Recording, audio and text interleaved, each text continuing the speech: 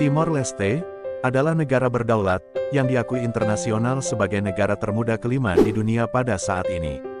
Timor Leste berarti Timor Timur dalam bahasa Indonesia, yang terletak di Asia Tenggara sebelah selatan, atau lebih tepatnya terletak di utara Australia. Tetangga terdekatnya adalah Indonesia, yang berbagi separuh pulau Timor yang seukuran Hawaii. Namun masalahnya, ada sebagian wilayahnya yang diatur sebagai daerah administratif khusus yang terletak di dalam Indonesia. Seperti banyak negara berkembang yang masih muda, Timor Leste adalah negara miskin. Bahkan boleh dibilang sangat miskin. Mirisnya, sekitar 40% dari populasinya tak mampu membeli kebutuhan sehari-hari, dan lebih dari setengah dari semua anak di bawah usia 5 tahun mengalami keterhambatan tumbuh kembang. Persoalan yang mendasarinya adalah, untuk hidup yang lebih sejahtera dan lebih bahagia, negara membutuhkan lapangan pekerjaan yang lebih banyak dan lebih baik. Saat ini, ada sekitar 25% penduduk usia kerja yang bekerja di perekonomian formal. Sisanya tidak dapat menemukan pekerjaan, atau disibukkan dengan bertani, atau bertugas mengurus rumah tangga.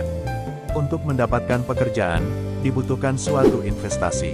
Dan untuk mendapatkan investasi, diperlukan sumber daya yang layak untuk diekstraksi. Pada tahun 2020, PDB Timor Leste adalah sebesar 1,8 miliar dolar. Namun di lepas pantainya yang berjarak 90 mil, mengalir tambang minyak, dan gas alam yang ditaksir senilai antara 20 hingga 50 miliar dolar, tergantung pada fluktuasi harga minyak dunia. Faktanya, ini bukanlah penemuan baru. Keberadaannya sudah diketahui dunia selama hampir 50 tahun. Pada tahun 1998, protes pro-demokrasi menyebabkan lengsernya Presiden Soeharto, setelah 32 tahun berkuasa di Indonesia. Penggantinya yang baru lebih bisa menerima pembaharuan, atau setidaknya tampil beda, lalu pada tahun 1999 mengadakan referendum kemerdekaan Timor Leste. Pilihannya adalah antara menjadi daerah otonomi khusus Indonesia, dan membentuk negara baru yang merdeka. Mayoritas dari 450.000 pemilih, 78% memilih opsi kedua. Tidak mengharapkan hasil ini dan hanya ingin menggunakan suara untuk memenangkan legitimasi, Indonesia memulai kampanye baru, yakni penghancuran total. Selama masa limbo yang dikawal oleh PBB ini, hampir semua infrastruktur di kawasan itu ludes terbakar, dan orang-orangnya dikirim secara paksa ke sisi barat Indonesia. Saat resmi merdeka pada tahun 2002, Timor Leste hanya memiliki demokrasi yang kuat dan sehat, dan selebihnya sudah tidak ada lagi. Kebebasan yang baru ditemukannya benar-benar merugikan segalanya. Hanya ada satu lapisan emas hitam. Satu hal yang mungkin bisa dilakukan oleh negara yang baru seumur jagung merdeka, yaitu menjual banyak sekali minyak. Ini adalah grafik harga minyak dunia. Bayu Undan adalah ladang minyak pertama, dan satu-satunya yang dikembangkan, dan dibangun di sini pada tahun 2004, dengan biaya konstruksi yang bisa dibilang murah. Pada saat itu, produksi Bayu Undan sedang mencapai puncaknya, yaitu sekitar 70 juta barel per tahun, dan itu terjadi ketika harga minyak dunia mencapai rekor tertingginya. Timor Leste yang rapuh dan mudah seakan kejatuhan durian runtuh, menjadi satu-satunya negara yang selamat dari kemelut finansial dunia yang terjadi di tahun 2008. Pendapatan minyak mencapai puncaknya pada 2012, yakni sebesar 3,56 miliar dolar, lalu mengalami terjun bebas sesaat kemudian. Sekarang ini, bahkan lebih memprihatinkan lagi. Bencana datang tak pandang bulu. Tapi untuk Timor Leste, ini bisa jadi eksistensial.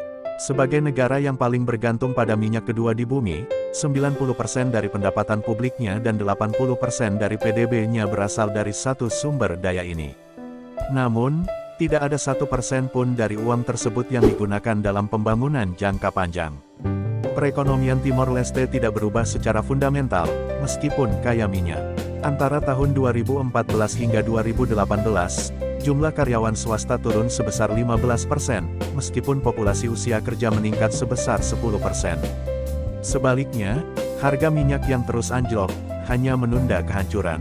Ini adalah jumlah uang minyak yang dapat dibelanjakan pemerintah secara berkelanjutan, yaitu, hanya bunganya. Dan ini adalah berapa banyak yang dibelanjakan. Jika tren berlanjut, para ahli memperkirakan uang akan habis dalam 10 hingga 15 tahun ke depan. Sementara itu, di Greater Sunrise Field, terdapat 5 triliun kaki kubik gas, dan 225 juta barel kondensat, yang senilai 50 miliar dolar di sebelah tenggara Timor Leste. Meski berada di perairan yang lebih dalam, Greater Sunrise sebenarnya lebih dekat dari Bayu Undan. Planning Timor Leste selanjutnya adalah berencana untuk mengkonversi rejeki nomplok tersebut menjadi kemakmuran abadi. Namun bedanya, kali ini minyak akan diproses di darat, dan diharapkan akan membuka lapangan pekerjaan bagi masyarakat, dan secara teori, mengembangkan ekonomi yang lebih luas. Proyek Tasimane, demikian sebutannya, proyek ini nantinya akan mengkonversi lebih dari 1.000 hektar lahan pertanian di 3 kota untuk dijadikan fasilitas pemrosesan minyak bumi yang saling terhubung.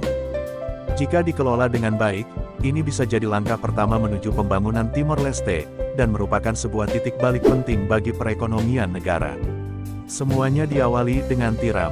Ketika dunia mulai mencari tahu siapa yang memiliki bagian lautan mana, perhatian utama Australia adalah mencegah nelayan Jepang memanen tiram di lepas pantai utara.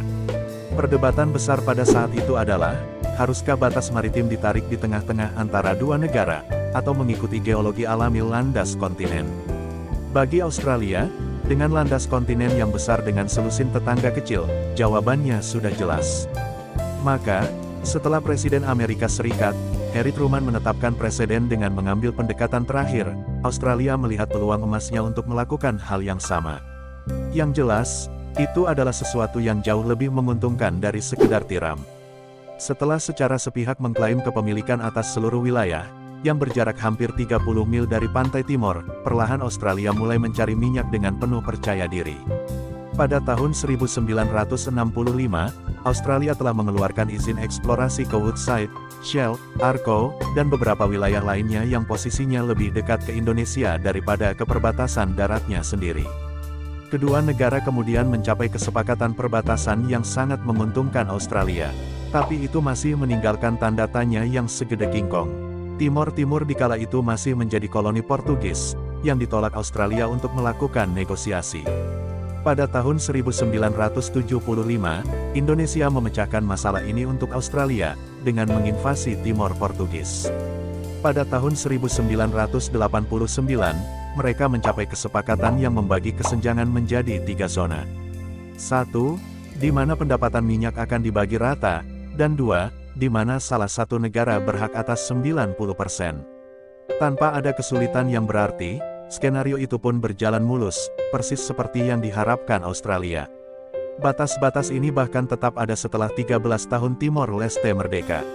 Namun bedanya, bahwa negara baru itu berhak atas 90% pendapatan dari zona bersama, bukan setengahnya lagi.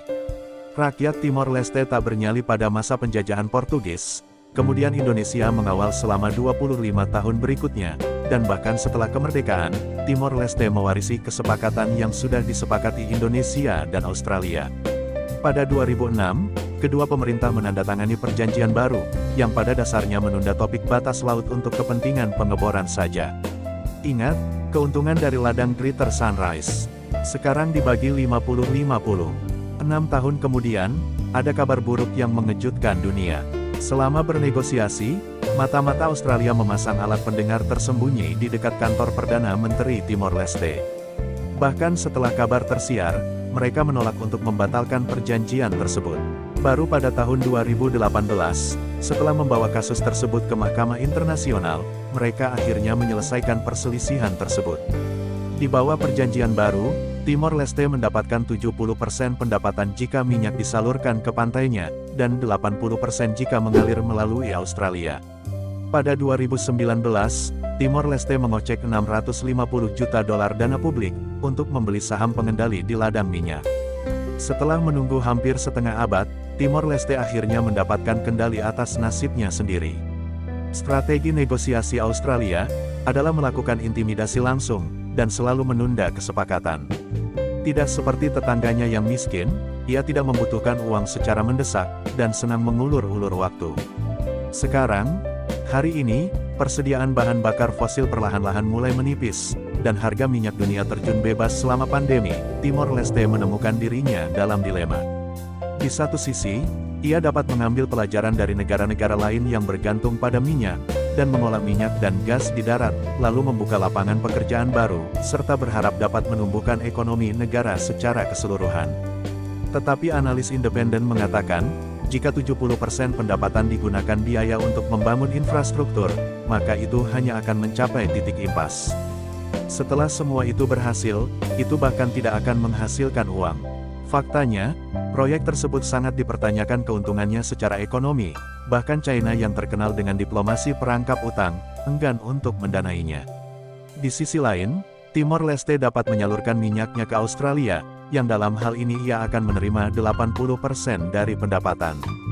Tetapi bila proyek itu benar-benar digarap, maka pada akhirnya akan kembali ke tempat semula, yakni tanpa lapangan pekerjaan baru atau bahkan tanpa aktivitas ekonomi. Apa yang harus dilakukan untuk keluar dari belenggu kemiskinan? Kebenaran yang disayangkan adalah, mungkin tidak ada jawaban yang terbaik. Rumusan masalah Timor Leste sebenarnya bermuara pada ambiguitas perbatasan maritim. Sepanjang sejarah, laut telah terbagi dengan melakukan segala hal, mulai dari menggambar garis tepat di tengah, hingga mengukur jarak yang bisa ditembakkan meriam dari pantai.